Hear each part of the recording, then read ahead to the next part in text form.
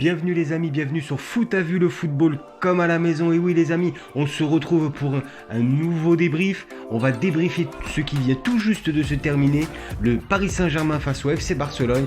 Il y a de quoi dire parce que sincèrement là, on a vraiment vu beaucoup de choses. Mais avant tout, abonnez-vous, il est très important de vous abonner, il est très important de faire parler de Foot à vue, partagez, likez, commentez, n'hésitez pas surtout.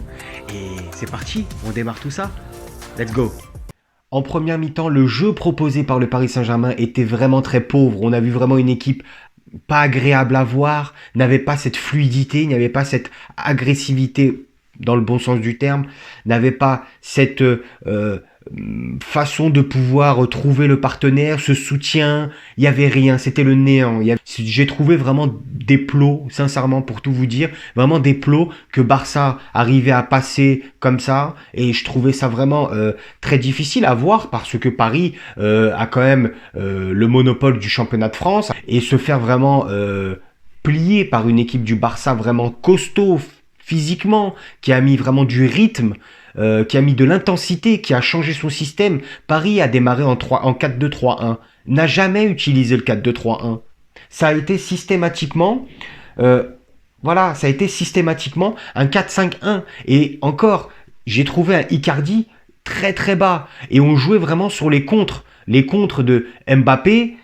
Mais le problème, c'est que Mbappé, quand il part dans la profondeur, une fois, ok, deux fois, d'accord, 3, 4, 5 fois, ça y est. C'est-à-dire qu'à un moment donné, Barcelone a jaugé Mbappé. C'était la seule solution, Mbappé.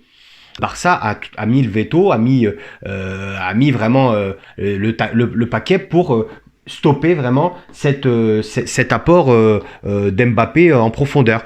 Paris devait jouer les contres à fond, devait jouer dans la profondeur. Mais le problème, c'est que nous avons trouvé que Kylian Mbappé dans cette profondeur-là. Icardi, non dans la profondeur. Même si Icardi amène le penalty, et c'est quand même bien. Mais Draxler, vraiment inconstant. C'est-à-dire qu'il n'a vraiment pas été à la hauteur offensivement, il n'a pas été à la hauteur défensivement, il n'a pas été juste dans son jeu, il n'a pas créé, il a personnellement pas fait grand-chose. Au milieu de terrain, je suis assez mitigé. J'ai trouvé Verratti pas vraiment au top de sa forme. J'ai trouvé un Gay plutôt intéressant, mais non pas transcendant. Il m'a pas plus que ça émerveillé. Mais bon, à l'image de l'équipe, un Kurzawa très en difficulté, un Layvin Kurzawa vraiment très en difficulté.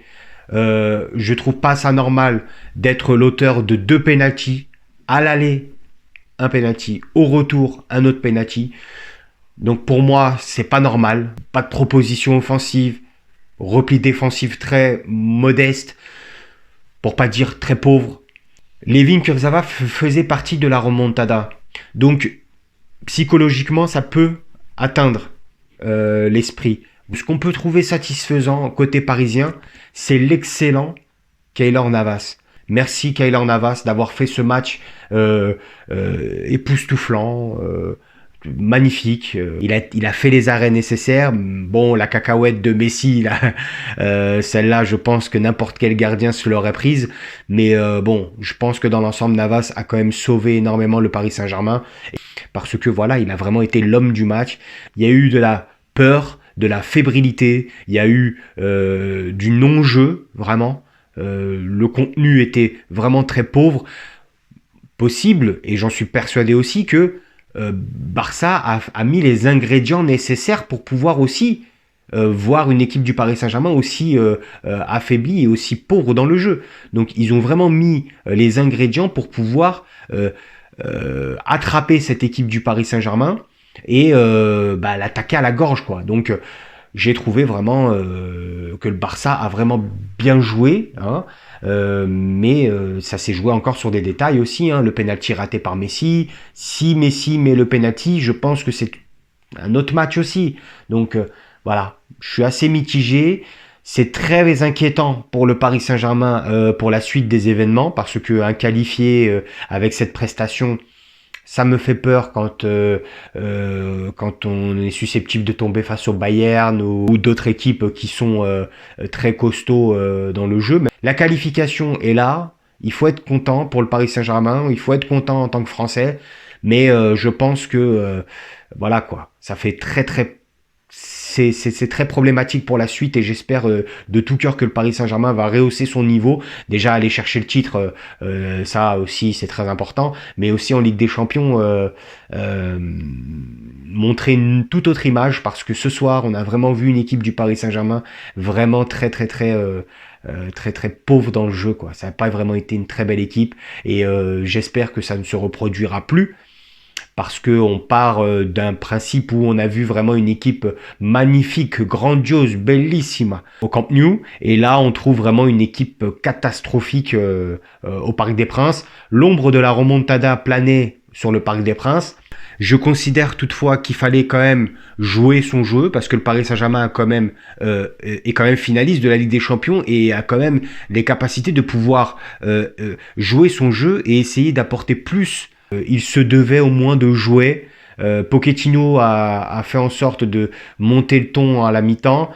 On a vu vraiment un autre visage en tout début de deuxième mi-temps. Mais rapidement, Paris s'est reconcentré à défendre et a pas produit le jeu nécessaire. Mais encore une fois, grand coup de chapeau à Keylor Navas qui a vraiment fait voilà, les arrêts nécessaires, les exploits nécessaires pour qualifier le Paris Saint-Germain et continuer cette aventure en Ligue des Champions. J'espère bien évidemment vous savoir de plus en plus nombreux sur Foot à Vue. N'hésitez surtout pas à vous abonner sur toutes les plateformes qui figurent ici. Je compte sur vous pour votre fidélité. Continuez à suivre Foot à Vue. Ça grappille tout doucement, mais comme on dit, doucement mais sûrement. En attendant, je vous souhaite une excellente soirée. Je vous dis, prenez soin de vous. Et à très vite. Ciao, ciao.